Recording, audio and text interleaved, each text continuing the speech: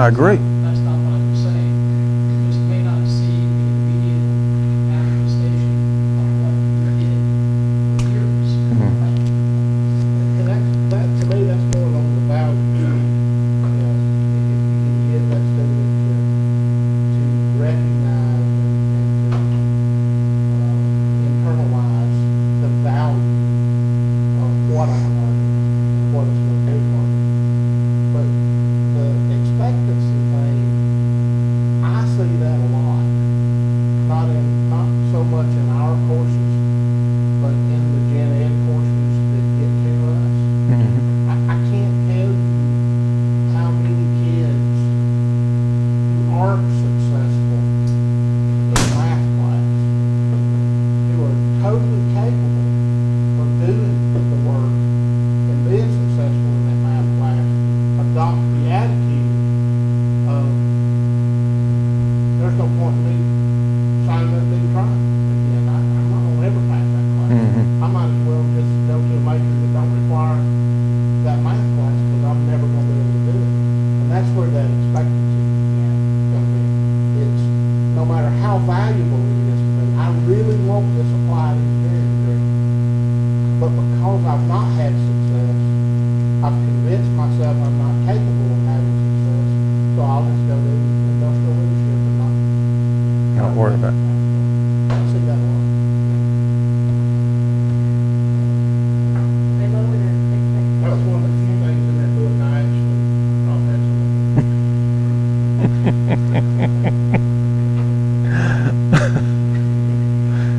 Spoken like a true engineer.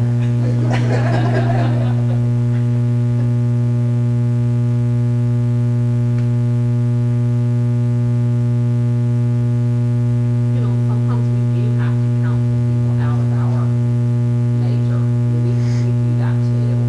You want to make sure, or we feel that we want to make sure when we're doing that we have worked efficiently enough with the students to give them a shot at success. Sometimes this is not for everyone. And that is a harsh reality and a hard decision sometimes that needs to be made. But I think in this case, we're talking about two different people. We're talking about the people first that aren't motivated to do it and aren't gifted enough to get it done, versus those who may not be as intellectually adept to it, but are working their butts off to do whatever they can to get up there. You know, I always heard that the best P12 teachers were those who had a good, solid C average in college.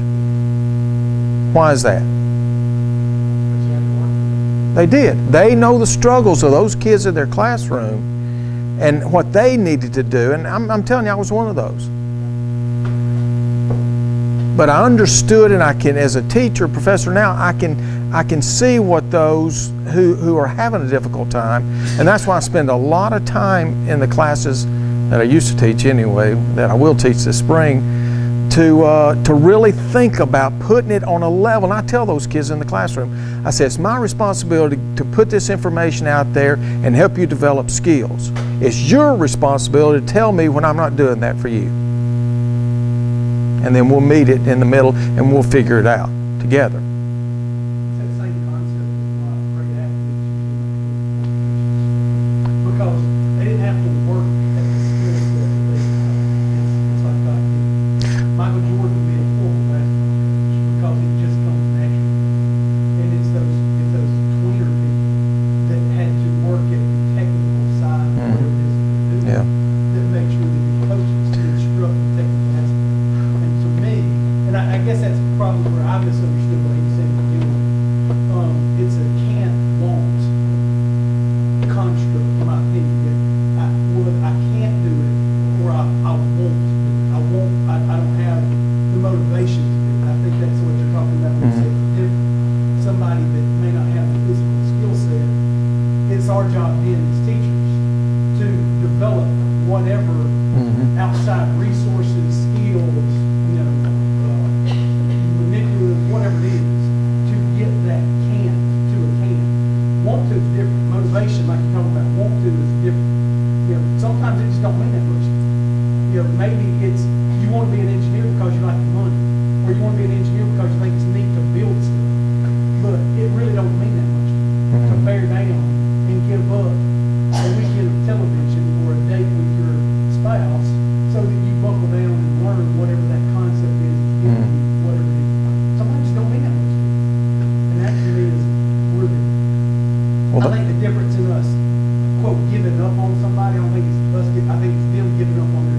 I agree.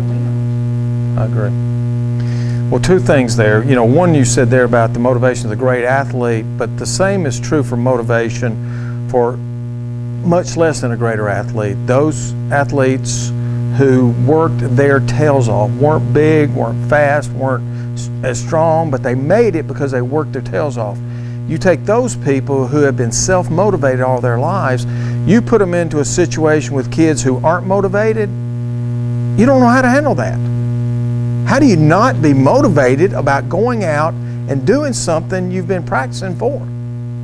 You know, and that was me. I couldn't understand that in athletes, and I don't guess that's why I didn't coach all that long, is because, you know, when I was down at Shaw High School, we had back-to-back 0-10 seasons down there. There were a lot of reasons for that, had to do with the quality of athlete we didn't have. But at the same time, they expected to lose. Every time they walked on the field, they were just going to go out there, they were going to play the game, but they did not expect to win. And I stayed there for 2 years, and I had to get out of there. I couldn't handle it anymore. But the same thing happens with other kids. And so when Jerry's talking about that bottom tier that just aren't going to make it, it's those who are not motivated to succeed that we need to let go of. Because they don't want somebody with their brand on them going out somewhere and doing a lousy job. That reflects on them. Those of us in education, we don't want to graduate somebody, send them out into a school system, and they be the worst teacher in that school system. I don't care. I know we got to have numbers of students at this university, but I don't feel like we should sacrifice quality of our graduates for a bunch of numbers. Because things going to happen is as we continue to build our reputation, then we're going to get more kids. That'll solve the problem. That's why, you know, if you all determine that somebody isn't right for your program and they need to go, get rid of them. Send them over to something else.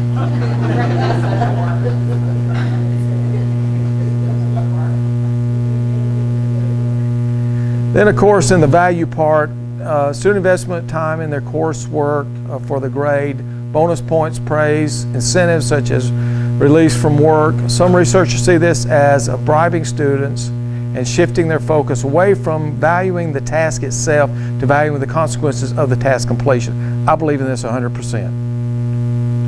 You know, I don't believe in giving extra points for extra work. I think that that's just a way to fail at something, and then because you do a bunch of work, you'll build it back up. I just think that is, and I know a lot of you probably do it and you have your own philosophy, and that's fine. You don't have to be just like me. But for me, understanding the content, particularly in what's going to be, your major is going to be the rest of your life. And if you can't be motivated for that, then you need to get out. Tips and strategies. Expect engagement. If a student is not engaged after your best efforts, talk to him or her privately. Let them know that not being engaged is not an option in your class. This, to me, is part of the relationship building with people. You know, so many students that come into our classes, they've just made it through to the point where they're in your class. They don't have any great expectations about themselves, so they're just going to sit back there in the back and either text on their phone or they're going to read a newspaper. Nothing makes me madder when a student comes into my classroom, by the way, and pulls out the Chanticleer or the Anniston Star. I almost come unglued. Doesn't happen but once.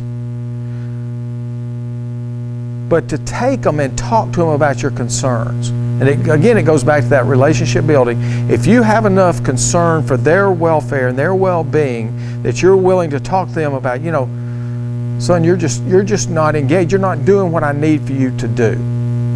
You know, the best chewing out I ever received was from the dean at South Carolina Aiken. And it took me 2 days to realize he chewed me out. He did it so well because he made it seem like he was really concerned for me and some things that I was or wasn't doing. I don't even remember now. Selective memory. Here's a good one. Suggest students leave the room and walk around for a few minutes to get some blood flowing. If you look sleepy and you had a rough night last night, tell you what, I want you to leave the class, go out and walk around for about 10 minutes, and then you can come back. Now, what subliminal message is that going to send to somebody? I'm concerned. And I really want them out of the class. Because let me tell you, and you all know this, and I've got it on here somewhere, but that one bad apple does spoil the whole bunch. Has I got it on that slide? Yeah. It does. And consequently, a real apple that's rotten will spoil the whole bunch of other good apples.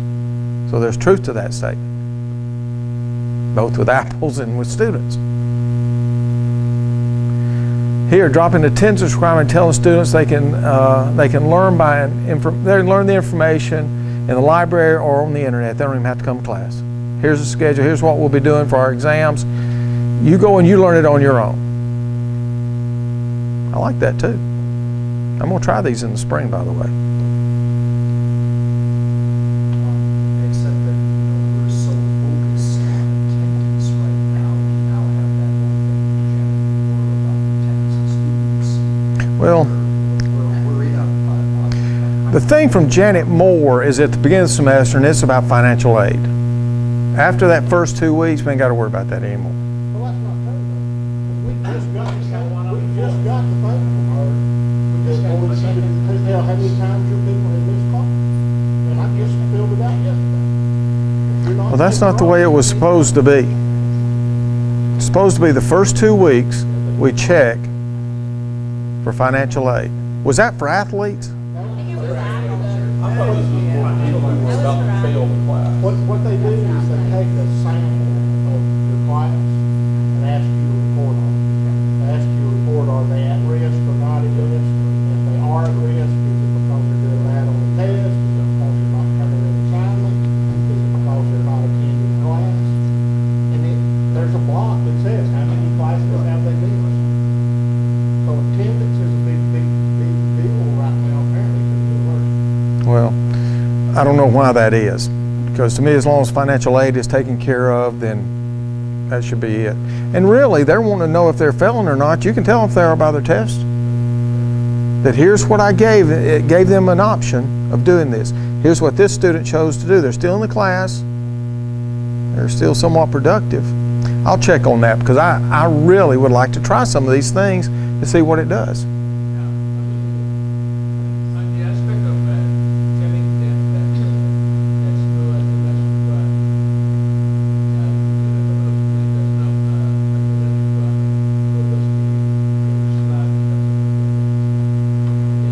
required, what I worry about is that how about the rest of the students? 5 or 10 students who come to class because that's no required. Subsequent classes, it's likely that at some point you have nobody that does. Well, I'm glad you asked that question. Because if you design a class such that in order to really pass exams and understand the material, they've got to be in class. That they're doing project-based stuff, and it's just like in educational resources. They've got some programs there that are all project-based. And if you're not engaged, then there's no way you're going to pass a test. So you make it to where they can't afford not to be there. Now, all the information is over in the library. Go research it. Here's the syllabus. Here's what we're going to do. Here's what we're going to be tested on. And heck, if they can do it and pass, then either the class needs to be redesigned or you just ran across a brilliant student. And in some cases, that might be the case.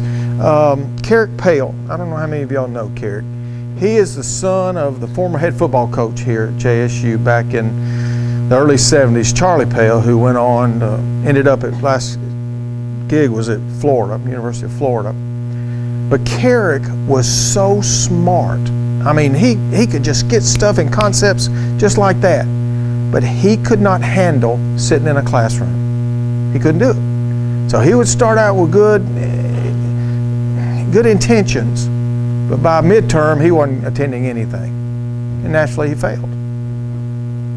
But had I done this with him, chances are he might have passed. So there are those that are that way. And the other thing that is really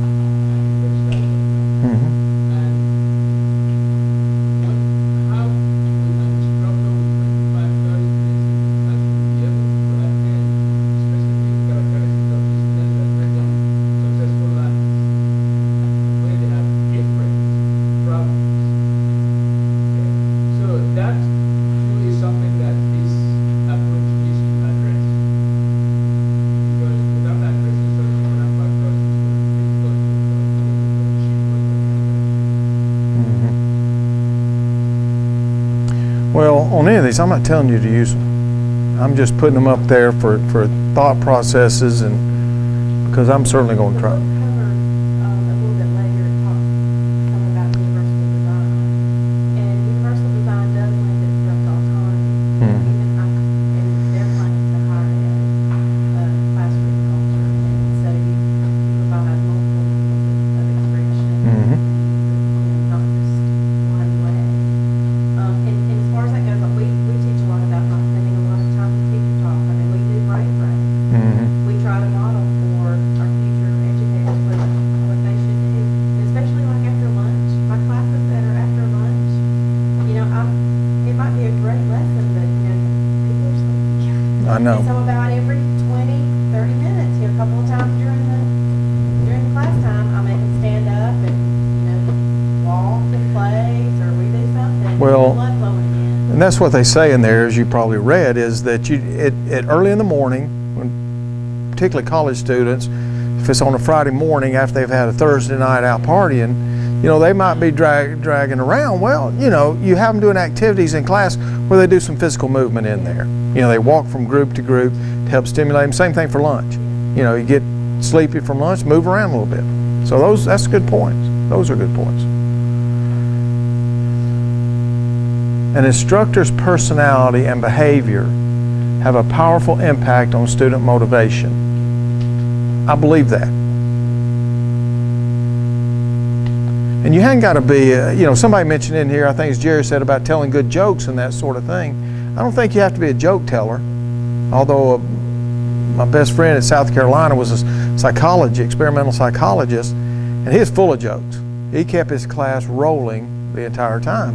Did that help them learn? I don't know, but they were entertained. Research has demonstrated that students who are not intrinsically motivated will put forth reasonable effort if they like and admire the teacher. Among the top 10 complaints of teachers were being unhelpful and unapproachable and intellectually arrogant, talking down to them, or showing a lack of respect for students. Students are more likely to participate if teachers cultivate and display attitudes such as energy, enthusiasm, passion, approachability, fairness, and optimism. I think those are excellent characteristics. Giving rewards must be done with considerable caution. Some examples: seeing others receive rewards can motivate or discourage student involvement. Had a guy in graduate school with me, perfect 4.0 in undergraduate, master's, and doctoral level. On a biomechanics test, I made 100 on it. He made 86. It visibly upset him. He looked at me and he said, "That will never happen again." Of course, I didn't care. I beat his butt one time, and that's all that I cared. Great motivation there. But it motivated him to study even harder so that wouldn't happen again. Students may only work for what they're going to get. Story on that one was, and it's me again, I run the gambit on all these things. But when I was in high school and in the 11th grade, first semester, they came up with a policy that if you maintain an A and B, not an average, but all A's and all B's, that you could just cut class whenever you want to. And being down here at Jacksonville High School, which was right down by Kennemer back in those days, with the student commons up there, and me being, junior, I enjoyed going up there and watching the college girls. So but the very next semester, guess who was on that A and B honor roll? Old John was. Of course, to keep it, I couldn't miss class, so it was for nothing. But that motivated me. Was that a good motivation? No, because I did everything I could have done, regardless of what I really learned, just to get on that thing.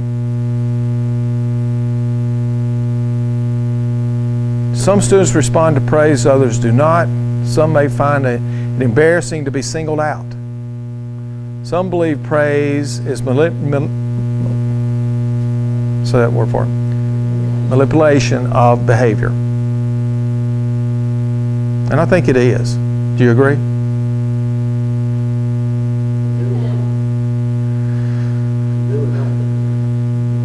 I'm asking you, do you think that it is? Is it? I can't say the word.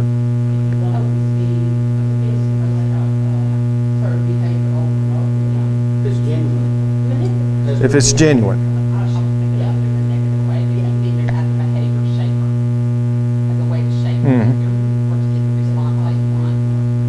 See, for me, this goes back to kids are all different.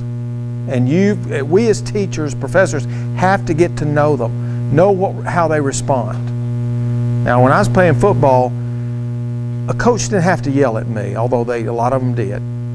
All they had to do is come up and say, John, you can't do this, or you're not doing this right. And that would motivate me more than anything, as opposed to them coming up.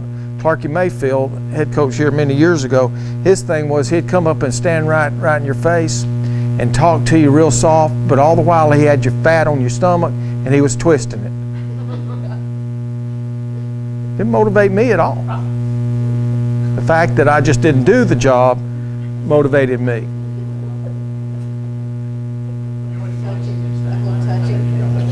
Do what? Hey, if it's the right student that would benefit from that, do it. Just don't leave any bruises. Clarky left bruises. Maslow's hierarchy of needs suggests that the following needs must be met before moving on to higher level needs. Talked about physiological needs, sleep and thirst and those kind of things. Safety needs, freedom from danger and anxiety. Love needs, acceptance from teachers and peers. This is especially true in P12, I think. They've got to feel comfortable.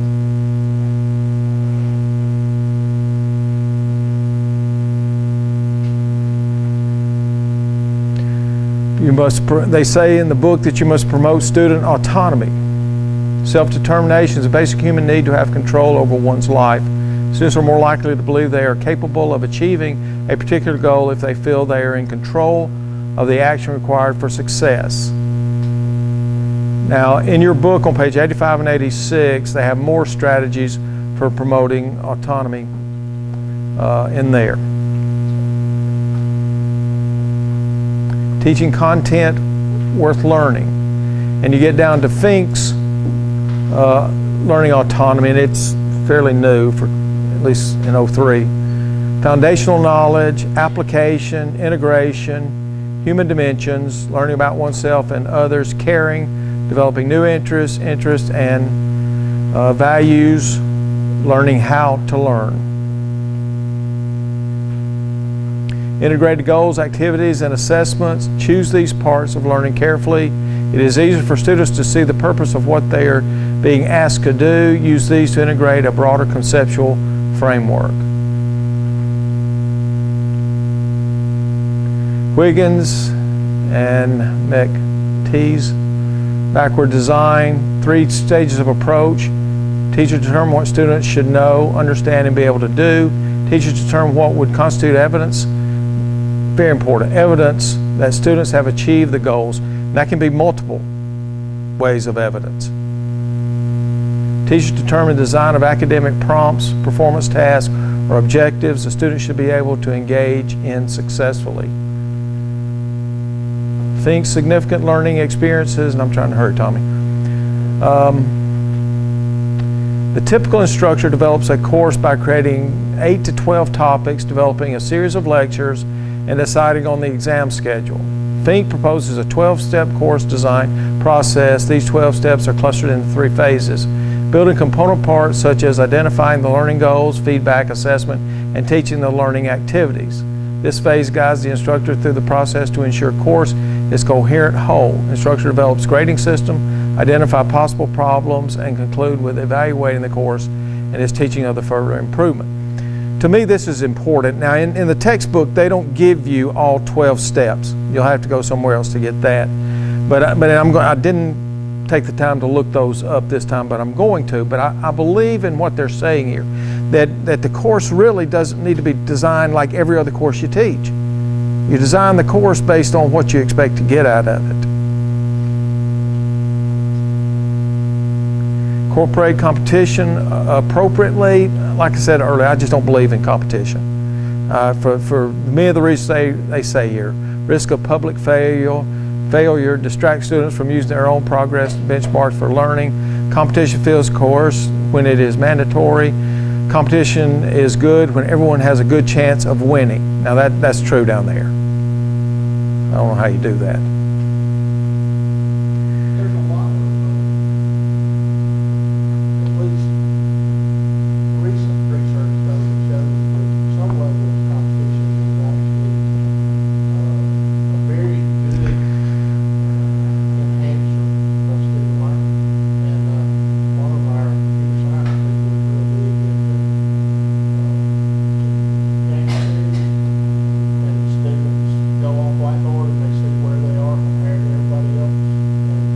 And the results so far have shown that is drastically increased learning in the classes that are using that game theory, because there's something about that student that when they see themselves, lagging behind, they go do what they gotta do, so the next time they look at it, they're not behind. But in that research, do they require all students to participate? Or do they allow them to, if they want to participate? Now, rephrase that. Every student is included, Right, but whether you go look at it or not, right. And so, see, I believe that. I think if kids are competitive by nature, that it will motivate them to learn more. Those kids who are afraid, because trivia things, I'm terrible at those trivia games. I'm sorry, I'm terrible. I got one they talked about, I was over in Mississippi, we were in one, and Lurleen Wallace. I just guessed at that and it was right. They thought I was smart as a whip. But I think for kids who are motivated by competition works. And so if you're going to use competition, I think it needs to be such that you don't require every student to do it. Just those who want to. Then again, I think it does. Henry Ford said, whether you think you can or think you can't, you're right. It's all about the motivation. I think that's what we've got to do with our kids, is try to make every one of them strive to get better. And you've got to believe in them too. I didn't take the time to go through all this, but help students expect to succeed. There are strategies in your textbook on page 91 and 92. I think that's worth reading. Try to rebuild the confidence of discouraged and disengaged student. And that's on page 92 and 93. I think both of those are very important that you should take the time to look over. Any final thoughts? Dr. Turner?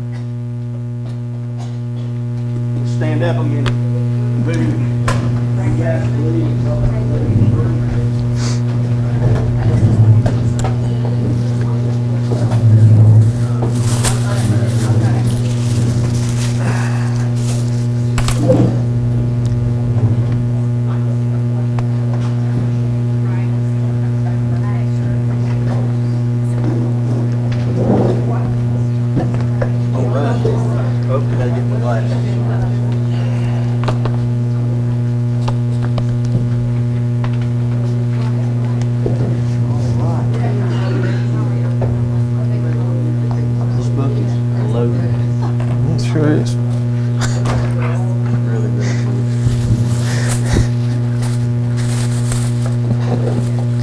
Terry's comment.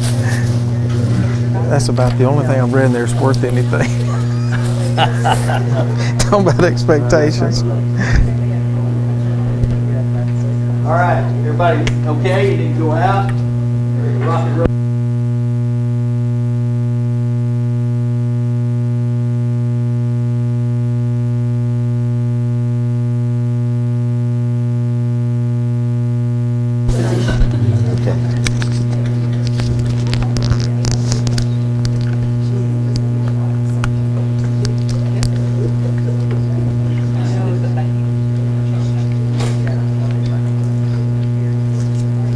We're scheduled to be out of here at 4 o'clock. Doc, I'm going to do my best to take 20 minutes and then reserve the remainder of the time, 50 minutes or so, for Dr. Bavanese to explore problem solving and critical thinking. This brief presentation is basically from the second chapter about the neurological basis for learning. And I want to start with a couple of stories or examples. First of all, how many books are in our library here? How many volumes? Anybody know? Patrick? How many? 800,000? Suppose, Patrick, I said, I want you to go over to the library and find Slaughterhouse 5. Kurt, okay. And you went over there, and there were piles and piles of books and boxes of books and indiscriminately thrown everywhere in every corner and every room, no organizational structure. How long do you think it would take you to find that book? Murphy's Law says it would be the last book I picked up, right? 799,999, and I'd pick it up. But the truth is, when books are entered into the library, they are cataloged under what kind of categories? By the type of book it is, fiction, nonfiction, author's name, genre, what? The field, general field, Dewey Decimal or Library of Congress number, Dewey Decimal System. Okay.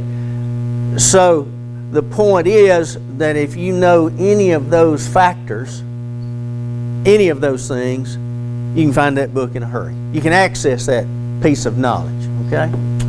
The other day, Valerie and Janet were out on the quad, weren't you? We were. And they were sitting there in the sun having a conversation, and all of a sudden, in the middle of a word almost, they quit talking and started watching. And there was a guy that came down the sidewalk. Is that okay to say? There was a guy that came down the sidewalk, and he was about 6'3", jeans, cowboy boots, a day's growth of beard. His hair looked like Abercrombie model. He looked like a 30-year-old George Clooney. Had a red shirt on.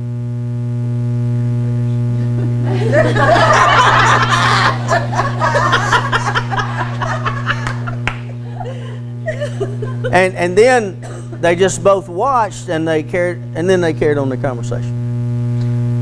And then they were sitting out there a few weeks later, and Janet said to Valerie, do you remember the other day we were out here and that guy walked by? And Valerie said, there's thousands of guys walking by. What are you talking about?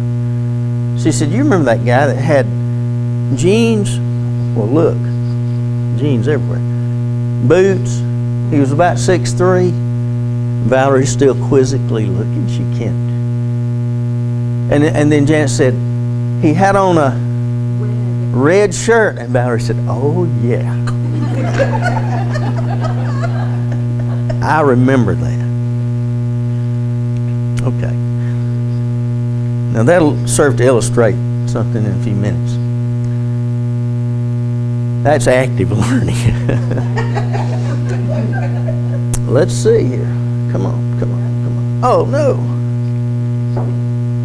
It's on. This mouse that's in the way.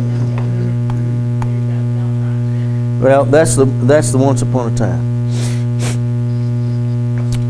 When it comes to neuroscience and learning, we're in a fertile field here, and you recognize this drawing of the synaptic gap between two nerve cells and all the way that works. And I'm not going to get into the chemistry of that. Some of you know that better than I do. But when we're exposed to any stimulus whatsoever, neurons are activated in some kind of pattern by the transmission of electrical impulses, sodium ions, potassium ions, or whatever. And the neurons either fire or they don't fire and convey that message. It's an all or nothing kind of thing. And when we're exposed to any stimulus whatsoever, that creates a connection, unique neurological connection in our brain. I want to show you just for a second.